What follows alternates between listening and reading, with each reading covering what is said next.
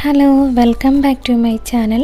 ഞാൻ ഇന്നിവിടെ ഈസി ആയിട്ട് റെഡിയാക്കി എടുക്കാൻ പറ്റിയ നല്ലൊരു അടിപൊളി ബീഫ് കറിയുടെ റെസിപ്പിയാണ് ചെയ്യണത്. അപ്പോൾ നമുക്ക് വീഡിയോയിലേക്ക് പോവാം. അതിന് വേണ്ടിയിട്ട് ഞാനിവിടെ 1 കിലോ ബീഫാണ് എടുത്തിട്ടുള്ളത്. അത് നല്ലപോലെ ഒന്ന് കഴുകിയിട്ട് അതിൻ്റെ വെള്ളമൊക്കെ ഒന്ന് ഊറ്റിയെടുത്തിട്ടുണ്ട്. ഇനി ഞാനിവിടെ ഒരു പാൻ എടുത്തിട്ടുണ്ട്. അപ്പോൾ അതിലേക്കൊരു 3 ടേബിൾ സ്പൂൺ അളവിൽ മല്ലിപ്പൊടി ചേർത്ത് കൊടുക്കാം. ഇനി അതിലേക്ക് 1 ടേബിൾ സ്പൂൺ മുളക് പൊടി ചേർത്ത് കൊടുക്കുന്നുണ്ട്. മുളക് പൊടി ഓരോരുത്തരുടെ എരിവിനനുസരിച്ചിട്ട് ചേർത്ത് കൊടുക്കാവുന്നതാണ്. ഇനി അതിലേക്ക് 1 ടേബിൾ സ്പൂൺ അളവിൽ മീറ്റ് മസാല ചേർത്ത് കൊടുക്കുന്നുണ്ട്. അതിന് പകരം ഗരം മസാല ചേർത്ത് കൊടുത്താലും മതിയാകും. ഇനി ഒരു 1/2 ടീസ്പൂൺ കുരുമുളക് പൊടി ചേർത്ത് കൊടുക്കാം. ഇനി ഒരു 1/2 ടീസ്പൂൺ മഞ്ഞൾപ്പൊടി. ഇത്രയും ചേർത്ത് കൊടുത്തിട്ട് ഗ്യാസ് ഓണാക്കിയതിന് ശേഷം ഈ പൊടികളൊക്കെ ഒന്ന് വറുത്തെടുക്കാം. കുറഞ്ഞ ഫ്ലെയിമിൽ വെച്ചിട്ട് വേണം ഇത് വറുത്തെടുക്കാനായിട്ട്. ഈ മസാലപ്പൊടികളുടെയൊക്കെ ഒരു പച്ചക്കുത്ത് മാറണ വരെ ഇതൊന്ന് വറുത്തെടുക്കാം. ഇപ്പോൾ പൊടികളൊക്കെ ഒന്ന് വറുത്തെടുത്തിട്ടുണ്ട്. ഇനി നമുക്ക് ഗ്യാസ് ഓഫാക്കാം. ബീഫ് പ്രഷർ കുക്കറിലാണ് വേവിച്ചെടുക്കുന്നത്. അത് ഞാനൊരു പ്രഷർ കുക്കറിലേക്ക് ഇട്ട് കൊടുത്തിട്ടുണ്ട്. ഇനി അതിലേക്ക് നേരത്തെ വറുത്തെടുത്തിട്ടുള്ള ഒരു മസാലപ്പൊടികൾ ചേർത്ത് കൊടുക്കാം. ഇനി അതിലേക്ക് ആവശ്യത്തിനുള്ള ഉപ്പും കൂടി ചേർത്ത് കൊടുക്കാം. ഇനി ഒരു 3 പച്ചമുളക് കട്ട് ചെയ്ത് ചേർത്ത് കൊടുക്കുന്നുണ്ട്. പച്ചമുളക് ഓരോരുത്തരുടെ എരിവിനനുസരിച്ചിട്ട് ചേർത്ത് കൊടുക്കാവുന്നതാണ്. ഇനി അതിലേക്ക് ഒരു തക്കാളി ചേർത്ത് കൊടുക്കുന്നുണ്ട്. ഒരു മീഡിയം സൈസ് തക്കാളിയാണ് ഞാൻ ചേർത്ത് കൊടുക്കുന്നത്.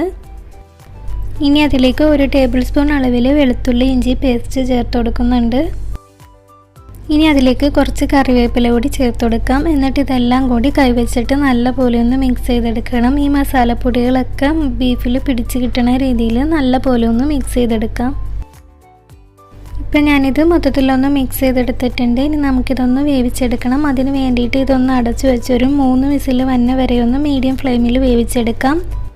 ഓരോരുത്തരുടെ ബീഫിനനുസരിച്ചിട്ടും അതുപോലെ കുക്കറിൻ്റെ വലുപ്പത്തിനനുസരിച്ചിട്ടും കുക്കിംഗ് ടൈം വ്യത്യാസം ഉണ്ടാവും. അപ്പോൾ അതിനനുസരിച്ചിട്ട് പാകത്തിന് വേവിച്ചെടുക്കുക. ഇപ്പോൾ ഒരു 3 വിസിൽ അടിച്ചതിന് ശേഷം അതിൻ്റെ പ്രഷർ മൊത്തം പോയിട്ടുണ്ട്. ഇനി നമുക്കിതൊന്ന് തുറന്നു നോക്കാം. ഇപ്പോൾ ബീഫൊക്കെ പാകത്തിന് വെന്ത് വന്നിട്ടുണ്ട്. ഇനി നമുക്ക് ഇതിലേക്കുള്ള മസാല ഒന്ന് റെഡിയാക്കി എടുക്കാം. അപ്പോൾ അതിന് വേണ്ടിയിട്ട് ഞാനിവിടെ ഒരു പാനിൽ ഒരു 3 ടേബിൾ സ്പൂണോളം വെളിച്ചെണ്ണ ചൂടാക്കാൻ വെച്ചിട്ടുണ്ട്. അതൊന്ന് ചൂടായി വന്ന് കഴിയുമ്പോൾ അതിലേക്ക് ഒരു 1/2 ടീസ്പൂൺ ഉലുവ ഇട്ട് കൊടുത്തിട്ടുണ്ട്. ഇനി ആ ഉലുവ ഒന്ന് മൂത്ത് വന്ന് കഴിയുമ്പോൾ അതിലേക്കൊരു 20ഓളം ചെറിയ ഉള്ളി കട്ട് ചെയ്ത് ചേർത്ത് കൊടുക്കാം. വലിയതാണെന്നുണ്ടെങ്കിൽ ഒരു 15 എണ്ണമൊക്കെ ചേർത്ത് കൊടുത്താൽ മതിയാകും. ഇനി അതിലേക്ക് കുറച്ച് കറിവേപ്പില കൂടി ചേർത്ത് കൊടുക്കാം. എന്നിട്ട് ഈ ഉള്ളിയൊക്കെ ഒന്ന് വഴറ്റിയെടുക്കണം. ഇപ്പോൾ ഉള്ളിയൊക്കെ ഒന്ന് വഴറ്റിയെടുത്തിട്ടുണ്ട്. ഇനി അതിലേക്ക് നേരത്തെ വേവിച്ച് വെച്ചിട്ടുള്ള ആ ഒരു ബീഫ് വെള്ളത്തോടു കൂടി ചേർത്ത് കൊടുക്കാം. എന്നിട്ടിത് നല്ലപോലെ ഒന്ന് മിക്സ് ചെയ്തെടുക്കാം. ഇനി ഈ കറി ഒന്ന് തിളച്ച് വരണം.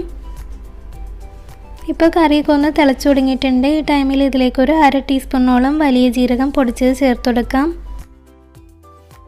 ഇനി ഇത് നല്ലപോലെ ഒന്ന് മിക്സ് ചെയ്തതിന് ശേഷം മീഡിയം ഫ്ലെയിമിൽ അടച്ചു വെച്ചൊന്ന് വേവിച്ചെടുക്കാം. ഈ വെള്ളമൊക്കെ ഒന്ന് പറ്റി ഈ കറി ഒന്ന് സെറ്റായി വരണം.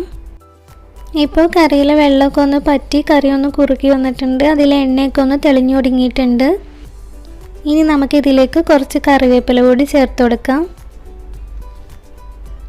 എന്നിട്ടിത് നല്ലപോലെ ഒന്ന് മിക്സ് ചെയ്തെടുക്കാം. ഇനി ഇത് നല്ലപോലെ ഒന്ന് മിക്സ് ചെയ്തതിന് ശേഷം നമുക്ക് ഗ്യാസ് ഓഫ് ആക്കാം. ഇപ്പം നമ്മുടെ ബീഫ് കറി റെഡി ആയിട്ടുണ്ട്. ഇത് എല്ലാ മെയിൻ ഡിഷിൻ്റെയും കൂടെ നല്ലൊരു കോമ്പിനേഷനാണ്. അപ്പോൾ ഈ രീതിയിൽ ട്രൈ ചെയ്യാത്തവരാണെന്നുണ്ടെങ്കിൽ ഒന്ന് ട്രൈ ചെയ്ത് നോക്കുക. എൻ്റെ വീഡിയോ ഇഷ്ടമാണെങ്കിൽ ലൈക്ക് ചെയ്യാനും പുതിയ വ്യൂവേഴ്സ് ആണെങ്കിൽ സബ്സ്ക്രൈബ് ചെയ്യാനും മറക്കരുതേ.